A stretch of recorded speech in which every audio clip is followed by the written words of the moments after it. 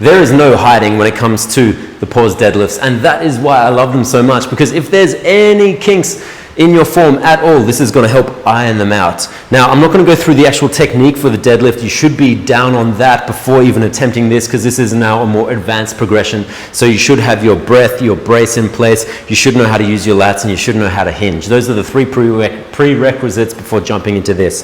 So you've got your regular deadlift, right? And you would go up and down. Now, personally, I like touch and go deadlifts due to the constant time under tension, and also, you know, that's going to mitigate how much actual load I use, and so keep it a little bit safer. But so setting up in your usual deadlift, the cue for this is very, very simple.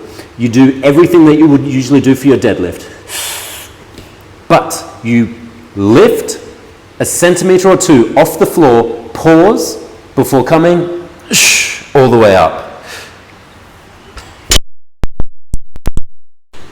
Lift, hold, up.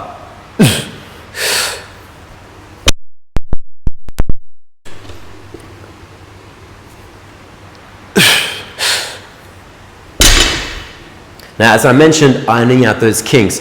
If you are not competent in your breath, if you can't get the lats on, if you don't actually know how to generate force into the floor to lift the barbell, this is going to expose that very, very quick.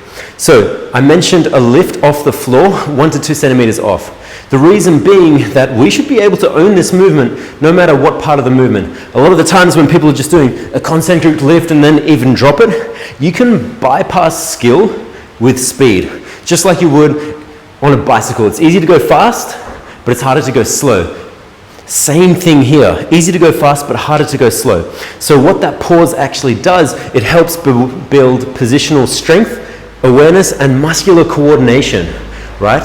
So what ends up happening effectively as you go through that first lift, you have to pause. You have to continue to hold and maintain that tension before then powering up again, pushing your tension through the floor to stand up. Now, what I like to think about is, rather than I'm just standing and heaving the weight up like this, as I enter that pause, I've got still tension pushing the floor. I'm not actually holding the position, but I'm still pressing into the floor. Just enough so that the barbell doesn't come back down, but not enough that I stand up. Yeah, and this is where the kind of key lies. It's not actually, oh, I'm just holding here, hanging on for dear life kind of thing. I've got tension the entire time.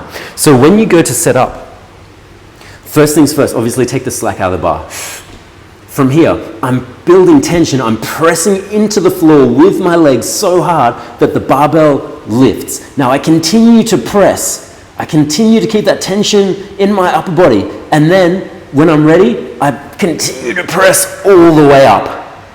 But that tension stays in the lower body. So with this, I like to work rep ranges of 6 to 8 because this is all about power delivery. And can you get your power into the floor as effectively as possible? So if I'm going for like 10, 12 reps of this, chances are those 10 to 12th rep, I haven't got much power going through at all anymore. And I'm concerned about maximal lift here. I want to develop that. So I'm going to keep the rep range lower, yeah? So 1 to 2 centimeters off the floor, sorry. Then I like a solid 2 count. So like a 1, 2, and up. Even better if you get a metronome on or have a friend spotting you, because 1, 2 is not the same as 1, 2, and they feel completely different.